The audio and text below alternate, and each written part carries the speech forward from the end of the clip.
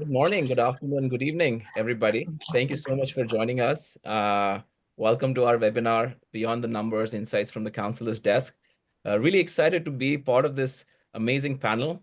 We often talk about student recruitment, and the first thing we talk about is focus on data or the metrics, right? Whether it's applications, conversion rates, enrollment numbers. But today we're actually turning our attention to something that is just as critical, which is counselor's perspective. And I think with the ever evolving landscape of education right now, that is going to be one of the most critical parts of our strategy going forward. They're the front lines in a student's journey. They're helping families navigate options, make decisions, and weigh their futures. And today I'm thrilled to be joined by a fantastic panel of high school counselors from 3 different countries, actually, and 3 different regions. So we do have someone from South Asia, from Middle East, and all the way to Latin America, each of whom brings rich experience and strong connections to their school communities. Many of you might have actually crossed paths with them at conferences, visiting their schools, and I know that their insights will resonate with today's session.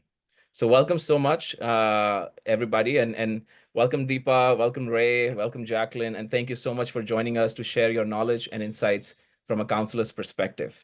I'll let our counselors quickly introduce themselves before we delve into the key findings from our survey. So over to you, Deepa. Well, hi. Thank you, Rohit. It's a pleasure to be here. Thank you for inviting me. So I am Deepa Rao. I head the Career Development and Higher Education Readiness. That's a long designation, but so that is I do that for the Lighthouse Learning Group. No, Lighthouse Learning Group. Many people have not heard of it, but I'm sure you would be familiar with schools like Heritage Group of Schools, Euro Schools, Billabong High total school network of 53 schools. So that's basically my background. Yeah. Thank you. Thank you, Deepa. Ray, over to you. All right, thanks, Rohit, and thanks, KIC, for inviting me to this panel. Pleasure to be here. So again, Ray Marks, and I'm the Director of College Counseling here at the American School of Quito in Quito, Ecuador. I'm one of those counselors that I always like to say I'm the salmon going upstream because I've just stayed in one place where I know most counselors kind of move around, but I've been here for, I don't even know now, I've lost count, 25 years or so. So pleasure to be here and happy to get the discussion moving. Thank you, Ray. Jacqueline? Hi, I'm Jacqueline Nottingham, and I'm the college counselor at the Academic Bridge Program, which is a part of Qatar Foundation. And I have been here in Doha, Qatar for 8 years, and we work together with many counselors collaborating with each other for support and many university reps. So I'm excited to be here to represent the Middle East. Awesome, awesome. Thank you so much, Jacqueline, Ray, and Deepa. Before we move forward, and we'll get into more discussions with our panelists once we go through the insights. I have a quick request for all our attendees. If you can just post which country your institution is based out of or where you're dialing in from in the chat box, that will help us to tailor our conversations accordingly. So just talking about the survey, we actually surveyed 142 unique counselors from 48 countries earlier this year. What we found out was just not data. It was insights into what's happening on the ground, what's working, what's not working, and how universities can better engage with these high schools. Talking a little about experiences for these counselors. We just started looking at connections between counselor experience and schools' international orientation. And what was impressive to see was 80% of the counselors with over 5 years of experience actually work at schools with more than 75% of their students going abroad.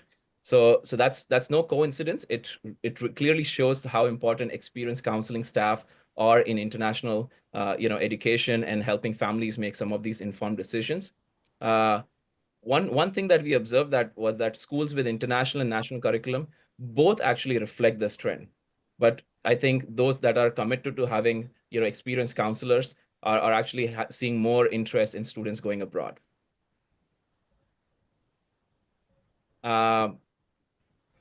In terms of university visits, and again, This is just a quick snapshot of, what counselors are seeing and what they're experiencing in terms of students going abroad. This is where we see a lot of, high schools that have high study abroad rates, those that are sending more than 75% of their students overseas, are hosting fewer than 100 university visits per calendar year. And when I say 100, take it with a pinch of salt. Sometimes one of these visits could be 20 universities clubbed together. But I think, one of the things that we also observed was 70% of such schools actually fall in that category of hosting less than 100 visits in a calendar year. These are often international schools, but what we also discovered was that not all international schools are the same. In fact, 20% of these still send less than 25% of their students abroad. So while they're still hosting, 100 university visits in a calendar year, they still don't have the same outward mobility. So I think it basically tells us that high outbound mobility for students doesn't necessarily depend on the volume of visits at these schools. Maybe some of these schools are selective. Maybe they are leveraging some other channels through their engagement with universities. But it's also a clear indication that universities need to better target and tailor their approach when visiting some of these high schools. In terms of the preference for university visits, what we also looked at was, the trends in terms of the type of schools. 74% of international schools and 84% of national curriculum schools, they received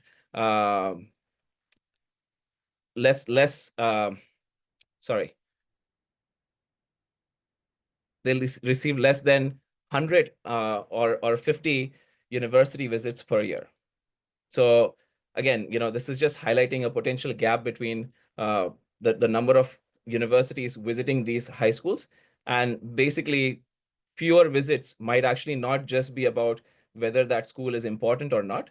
It may be because they're hard to reach, or sometimes, they're underserved by some of these places, especially talking about tier 2 and tier 3 cities. That's a place where we've seen a lot of universities not investing their time and efforts when recruiting students. So something for us to think about. And then talking about, the preference from a school visit standpoint, I think from an overall survey, this was one insight which was very clear.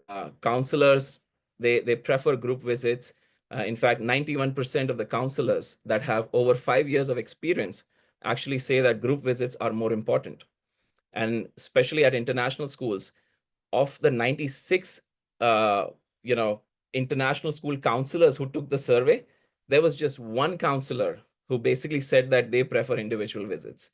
And I think I would basically relate this to a lot of different reasons. Group visits, they offer scale, they offer diversity, they offer, shared learning, not just for students, but also for counselors. They're less disruptive of academic schedules. And I know some of our counselor friends here would tell you that, it's very difficult, very hard to take academic schedules out of the school schedules and use it for university fairs. They're often, more impactful, because now you have all your students with a group of, let's say, 20 universities, and there's something for everybody, which doesn't usually happen when there's just one university looking at it. So I think for universities, if you're looking for ways to stand out while also being efficient, this could be one of the strategies worth considering for yourselves. In terms of, the trends, I think one thing is very clear. The interest in studying abroad is growing. And this is especially true in national curriculum schools. 74% of counselors there in national curriculum schools actually reported a rise. And one of the places which actually stood out was India, with almost 43% of schools anticipating increased interest in students wanting to study abroad. In Latin America, some of the countries like Brazil, Colombia, Mexico, and Ecuador, none of the schools that we actually surveyed reported a decline in interest. So there's still a lot of appetite. still a lot of high interest.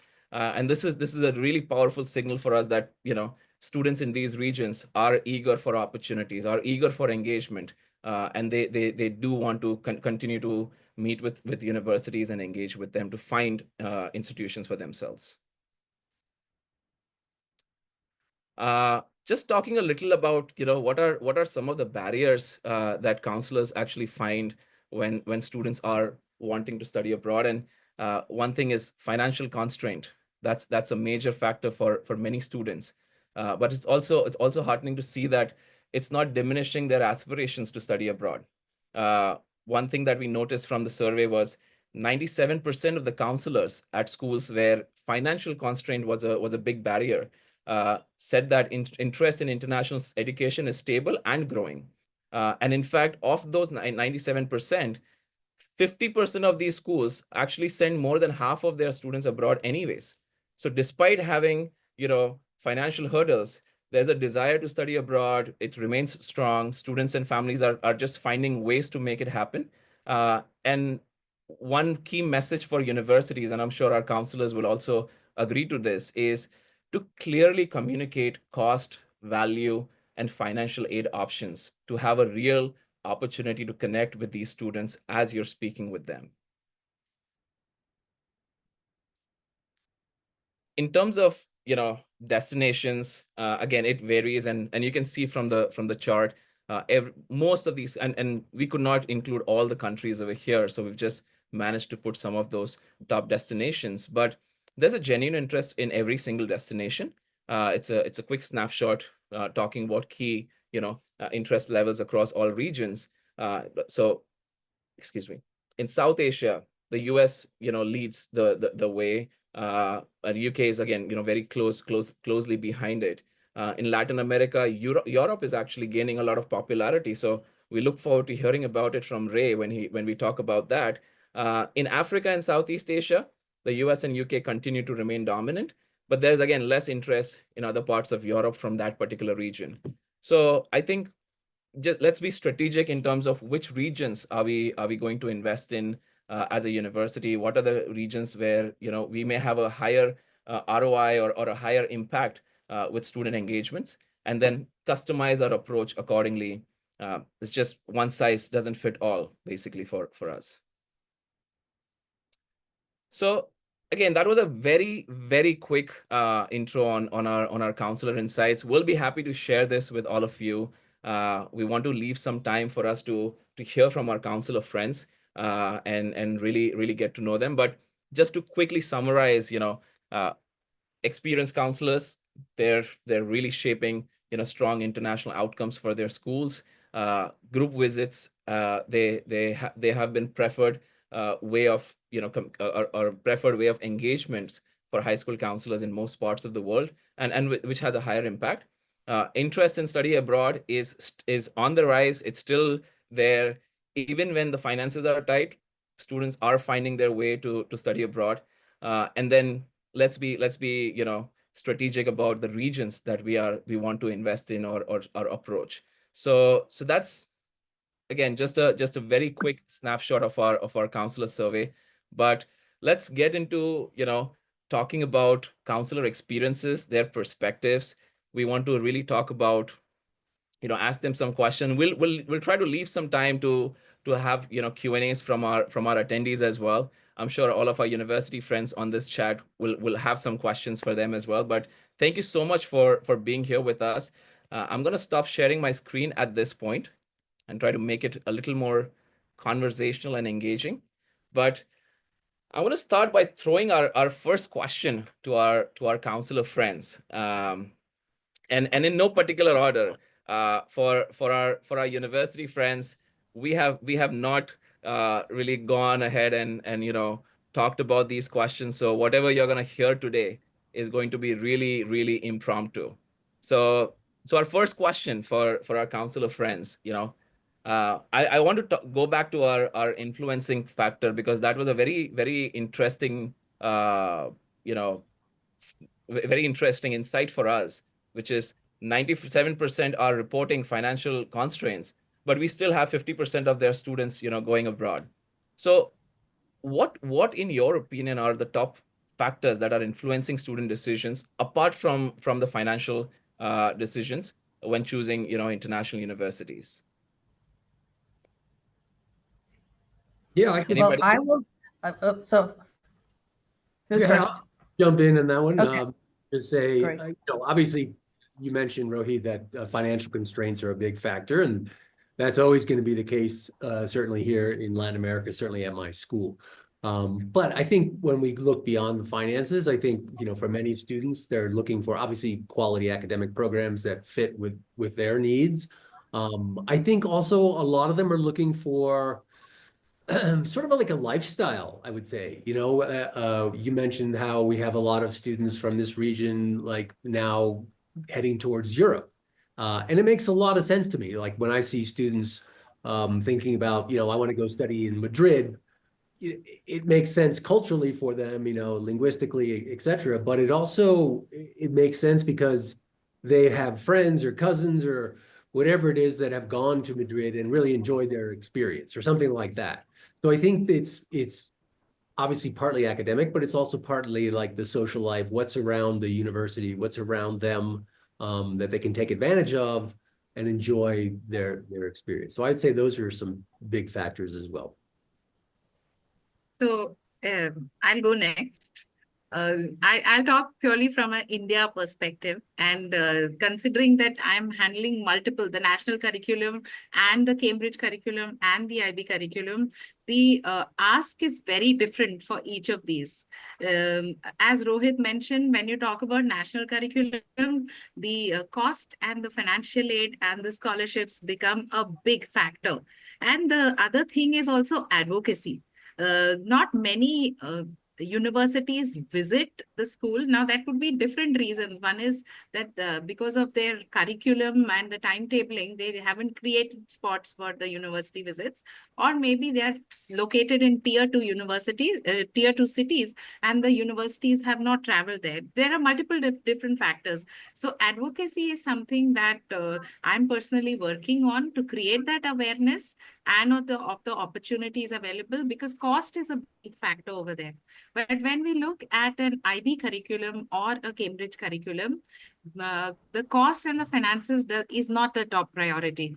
The program choice and the interdisciplinary nature of the program, the flexibility in program changes, that becomes a big criteria, and the location of the university, opportunities to work. And there is a strong factor favoring STEM designated courses because of the OPT availability, specifically in US.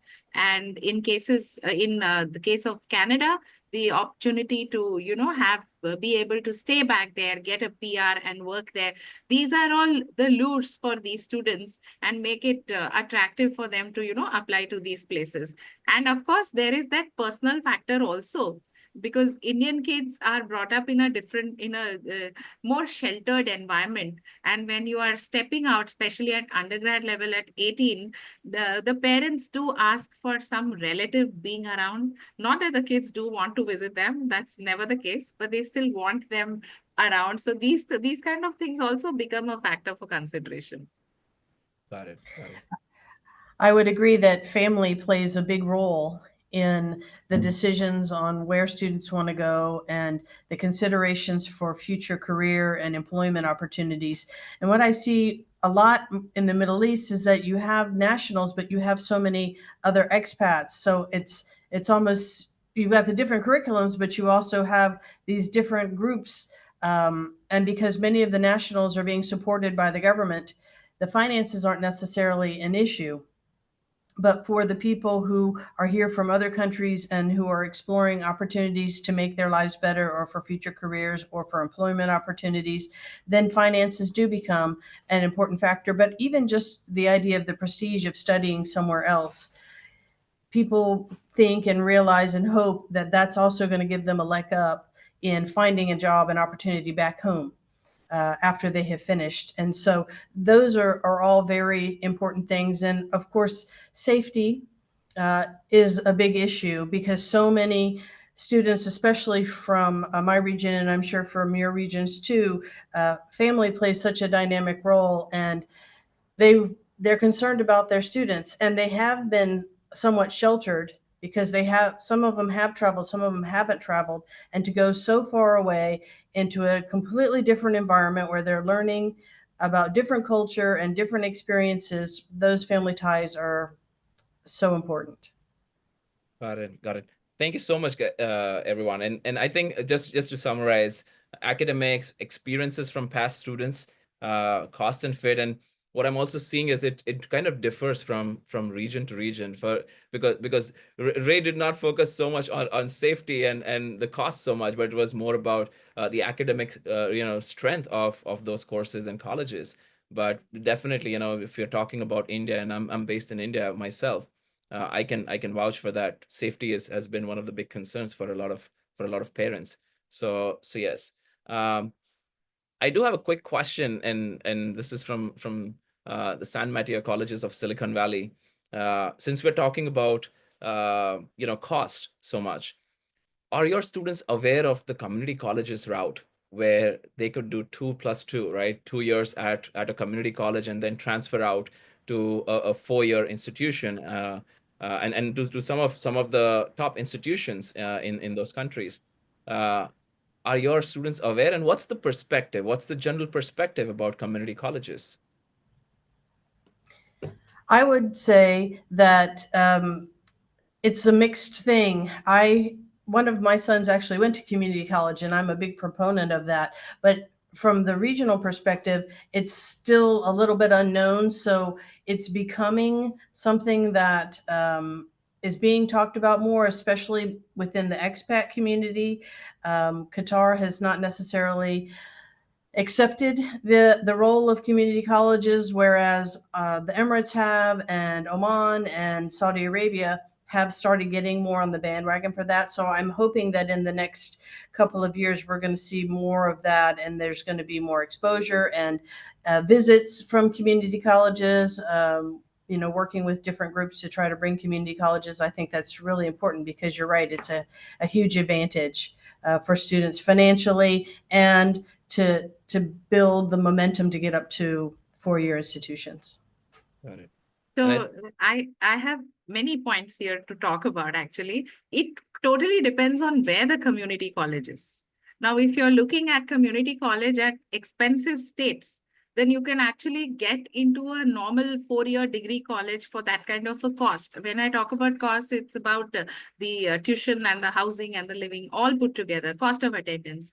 But the second point is that advocacy is missing, because one of the concerns that parents talk about is the uncertainty of knowing where my child would go after 2 years, which college or which university would he get transferred to. And the third thing which comes into their mind is the social aspect, because when the children are going, students are going first time at the age of 18, and they make their friends and they settle down the first 2 years.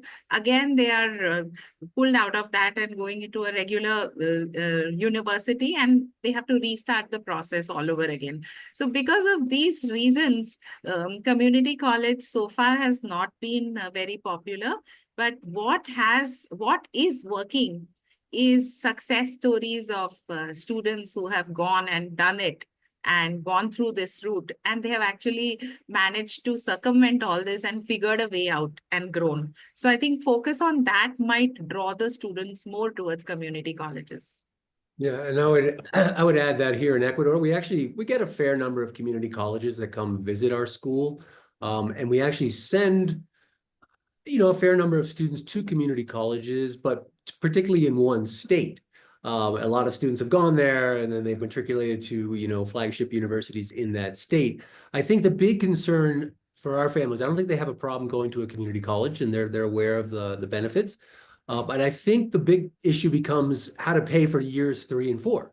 Like, they get it that years 1 and 2 can be, economically favorable, but then how do they fund years 3 and 4 at another university? And that is I think the bigger issue for many of our families. Got it. And just to add, and I know that a lot of community colleges, they do have transfer agreements, like scholarship transfer scholarships, etc. So, and I'm sure, Saroj, if you're hearing this, please do connect with counselors. I think it's good to know that student experiences and their journey from a community college to a 4-year institution, and the success stories would play a very vital role for community colleges to really attract international students. Great. I do want to, because I'm not sure how many questions we'll get through, so I want to address the elephant in the room. How have the recent geopolitical events impacted students' interest in studying abroad? What is the trend that you're seeing? And not pertaining to a single country, but overall globally, what are the kind of trends that we are seeing? Are we seeing a shift in their interest levels in countries? Because there's been a lot of recent news that has come out, and I'm sure some of your students must have already made some of those decisions about universities back in October, November, December. So if you can just shed some light on that, that would be really helpful. Yeah, I'll talk about that because I don't see a lot of students and families too worried yet about the whole geopolitical situations that are occurring around the world. I mean, there's some talk of it, but I think what there's more concern is places like Ecuador, which have seen a real rise in crime and violence over the last, say, 5 years. And so that's why I see a lot more families and students wanting to get out of Ecuador, right, and go study somewhere else. But then on top of that, I'm seeing a lot more questions of where can I go study and then stay there? I apart from just an OPT, right? Can I go there and, obtain citizenship or somehow residency or some way to stay in the country? Because they don't see a lot of future, job prospects in a country like Ecuador. And so that's why there is a demand for studying outside. So, in this context, yes, it's worrisome. And the media also is playing a big role in kind of making the issue bigger than what it is. But what we as counselors have figured, it's just the F1 rules which are being implemented very strictly. So, but for the students, they are like being asked to put your head down. You're going there to study, so just stick with what you're going for, which they are finding it a little difficult to do because they want to be out there expressing their views, talking out on social media, and they don't want to be constrained. So a little bit of, I think it's our work as counselors to have that transition training a little more stronger, and we'll probably want to rope in the university's help also to make this very clear for both parents and students. Parents are very worried, of course. Students, fortunately, don't have that fear factor. So we have not seen, even though overall statistics show that applications to the US have gone down, but we haven't seen that happening in our schools. Students have continued with their plan, but parents are worried, and parents have all kept a plan B just in case by the time they actually have to leave, something goes drastically wrong, they have a fallback option. So that's how people are viewing it right now. And I would agree with that plan B, that it's important, especially as counselors, to make sure that the students have additional options, because they might be making a plan in September, or they have a decision in December or January, and then something happens in a particular place, a particular country. They had a certain goal. It could even be some other financial aspects of it, and it may not work out. So they need to have those other backup options available. But as I'm talking with students, and also as I'm talking to different university representatives, and seeing how students are engaging, especially the ones that are coming from the United States, I still see the interest, but there tends to be more knowledge and more questions about, well, will I, as a student whose passport is X, be able to get a visa to go to the US and study? And what does that mean for me? So I think they are more aware of that. They might still be trying it, but they have to have those other backup options in case, because today it might work, but tomorrow we don't know. Perfect. So So yeah, and Deepa, you hit the nail on the head, particularly with the media.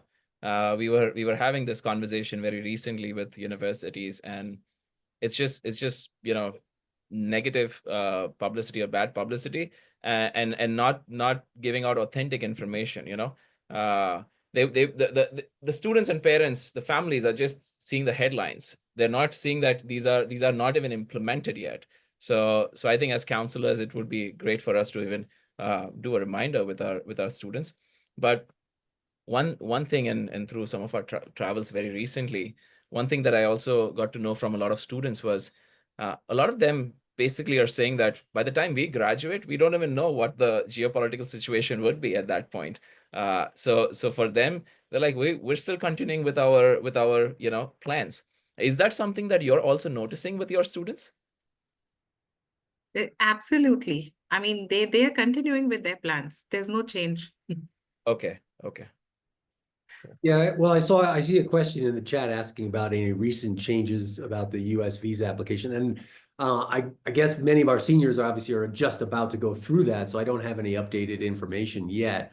I will add an anecdote that last year, I know when Canada changed some of their visa processes, it really affected a lot of our students, and a lot of students changed their mind about going to Canada because of that. I think the timing of that change was probably around December, January. So it made it challenging, I think, for students.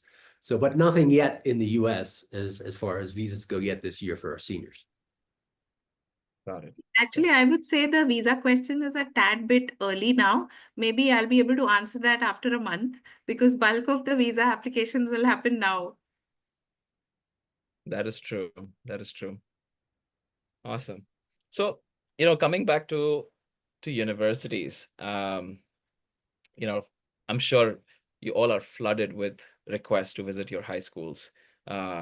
It gets to a point where it becomes difficult to even keep a track of that. What are, in your opinion, what are you looking for when deciding whether to host a university or group visit at your school?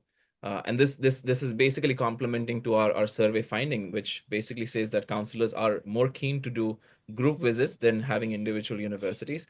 How true would you resonate with this? And if there's anything from your insights that you can share?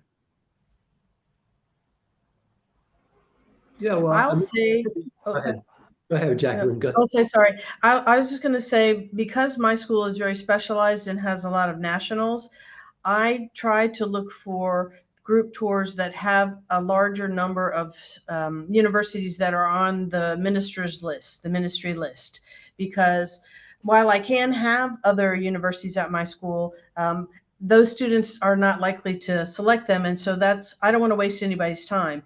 But sometimes counselors do call me or universities want to visit. And because I know a lot in Qatar and I also work with other students, I often invite them to come because I want to learn. And we do have some expats at the school. So if I can target and I can direct information to specific students, or if I can invite a specific student to come and meet with the counselor, I will do that. But generally, I'm a little bit more restricted based on the ministry's list. So, and I want to hear from Ray and Deepa as well, but just to add on to that, Jacqueline, would you say, is that a trend for most high schools in Middle East that have a higher local population? Because even in Middle East, a lot of these schools are international in a sense that they probably have like 4% local, but 96% would be just expat population. So would you say I think they're pretty open. I think in most other places they could accommodate other colleges and universities, and they would be willing to do that. But some of them just may not understand what they're bringing to the table. So that's where I hope, I can come in and our counselor collaborative comes in and says, no, these are great universities. This is how you can use them to engage, because we're really still in an environment in Qatar with counselors and counseling that they're upskilling as far as understanding how beneficial it is to have them come and talk with students one-to-one and start demonstrating interest and so forth. Got it. So I think the short answer to this would be, if you can come up ministry list also, that would really help you in the region. Right. Awesome. Ray? Yeah, I spend a lot of time hosting universities, colleges on our campus, but also we've developed a pretty cohesive Quito counselor network. So when universities come and visit schools in Quito, they have access to a number of different private high schools in the area. So all the counselors in the area, we share data, we share information, we share like the visits. So basically, if a school were to come down to Quito, we basically put it out to our Quito counselor network and basically say, who's interested in the visit, and then those slots will fill up that way. We don't really put restrictions on visits. So when universities want to come, we kind of open it up. What we can't do all the time, though, and this is important, is guarantee students, right? Because every high school, I think, in Quito operates a little bit differently. We literally have to take students out of class to have the visits work, because we don't really have like a lunch hour. And so that can be complicated, right? Because then you get a lot of tension between, teachers and counseling staff. Other high schools might just have, it's just a lunch hour setup where you have a table at lunch and hope you grab some students who are passing by. So there's a lot of different systems, but, hopefully the universities, and I think they do, understand that it can be complicated and challenging at times to make these visits work, I think, the way that universities would want them to work.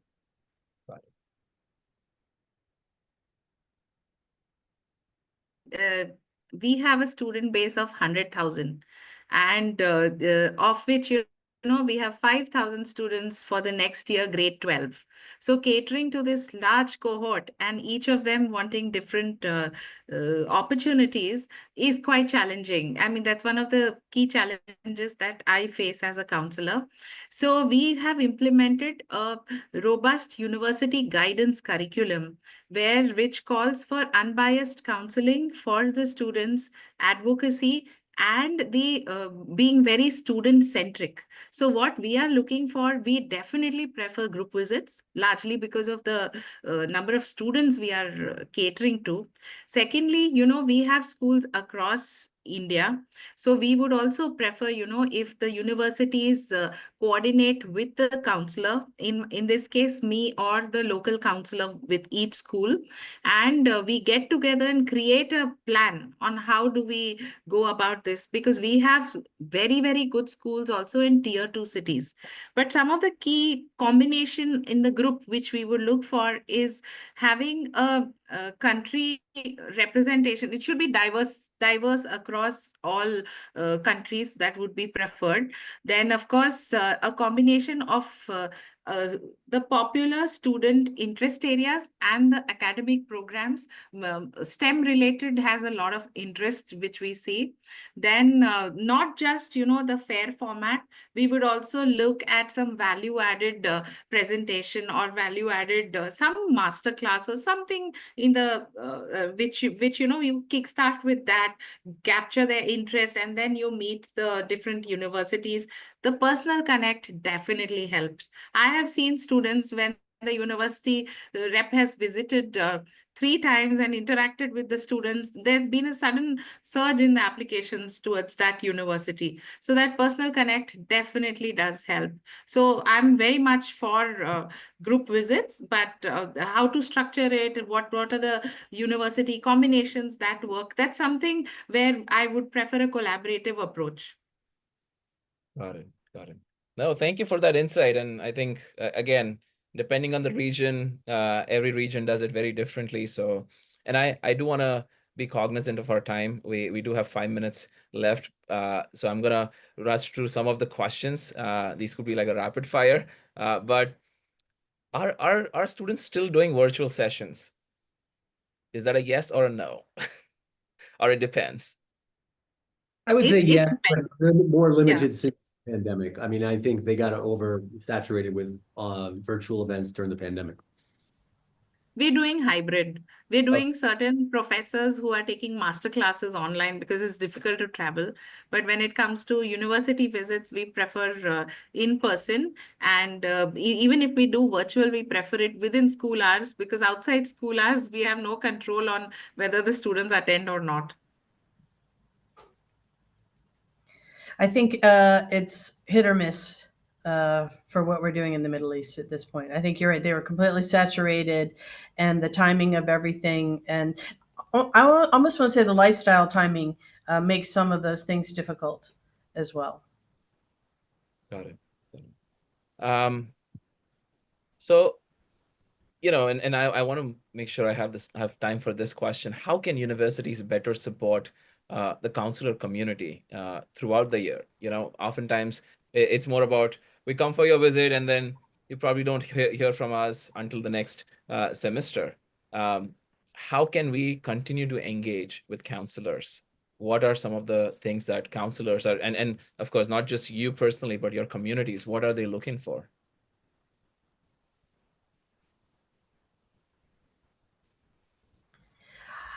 I would say, when you come one time, it's great. And maybe you would like to engage multiple times, but I don't have the time. But what I do like to get from myself is, because students don't necessarily want paper or want to read, I would love to have documents sent in electronic format, and not necessarily a link, but even PDFs, because that way I keep kind of a digital library. So if I want to send something to a student, or if they want to look, they can go in there and see that. And that's easier. But I don't mind people touching base. And if I have questions, I can, just say, hi, how are you? Because I think it's important to keep the connections going. And I would like to add here, and this is specific to just this year. It's not necessary we have to do it every year, but a little bit more on parent engagement, because right now in India, the university decision is a family decision. It's not, even if the kid wants it, there is parents have a different point of view.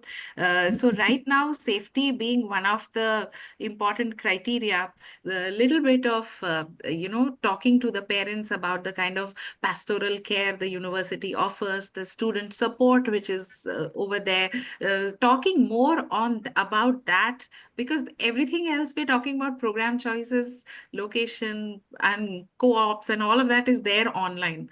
So, but these kind of the softer aspects of what a university offers is not very well known.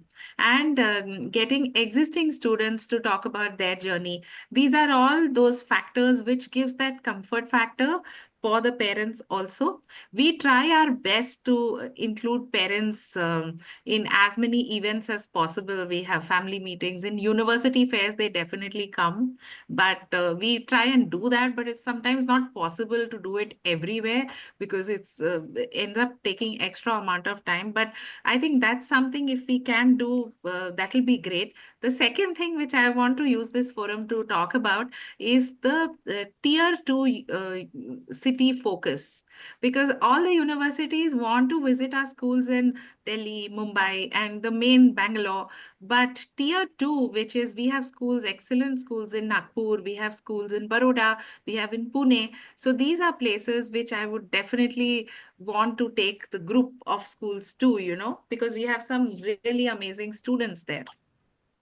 Yeah, one quick point I would add is, I mean, as counselors, I think as Jacqueline pointed out, we're just inundated every single day with requests for visits, for summer programs. Like, it's unbelievable. It's constant. And I think one way to support us counselors would be if you could provide like a quick summary sheet like of your university that we could share with the parents or students. I think that would make it really easy. Like something that, and I know a lot of universities do this, but most popular majors, total costs, not just like tuition costs. Right. Something you could share quickly that's succinct with parents and families. I think students and families, that would be helpful. And thank you, Deepa, for taking that question about parents as well, because we do have a question about parents in our chat. So yeah, I'm sure a lot of our high schools, they continuously invite parents. Sometimes it's a hit and miss. Sometimes it becomes difficult from a scheduling standpoint. But I hope that high schools are able to pass on that message to the parents. So great. I want to just take a look at the chat box in case there's any other questions. Thank you, Jacqueline, for taking that as well. How to get your school in the ministry list for Qatar. So, and we will be sharing this recording. We'll be sharing, the slides. We'll share our contact details as well in case you have any questions. Feel free to reach out to us. But any questions that we can take from the attendees? I know some of us, it's late in the night. I know Ray is taking it out of his school right now, and there are other commitments right now. But any other questions that we can take from the audience?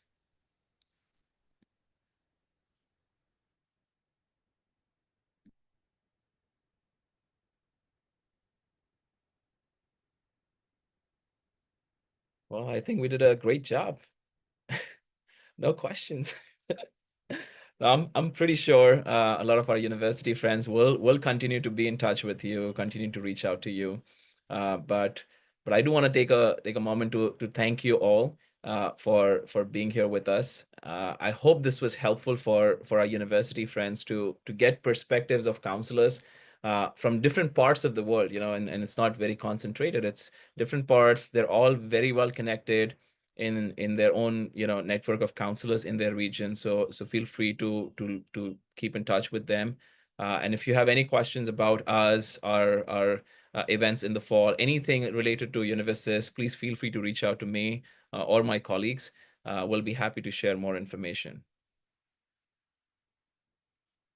Thank you, Rohit. Thank you Awesome. for having us on the panel. Thank you so much. Oh, this was good. This was good. I wish we had more time. I now feel like next time I'm doing this, I'm not gonna put 45 minutes. I'm gonna put like an hour, 15 minutes, because it's very inspiring to see all our attendees are still there right now. So they've been there throughout the last 45 minutes. So it's just, I wish we had more time, but we'll put together something again. This is very helpful to just hear from you what is happening on the ground. So you are the most closely connected with students and their families, and I think no one does it better. So thank you for the work that you all do as counselors, and thank you for being part of this panel. We'll close this webinar now. And yeah, we'll be in touch with all of you. Thanks, everyone. Appreciate it. Thanks so much. Thank See you. Bye-bye. you. Have a good evening. Bye. Bye.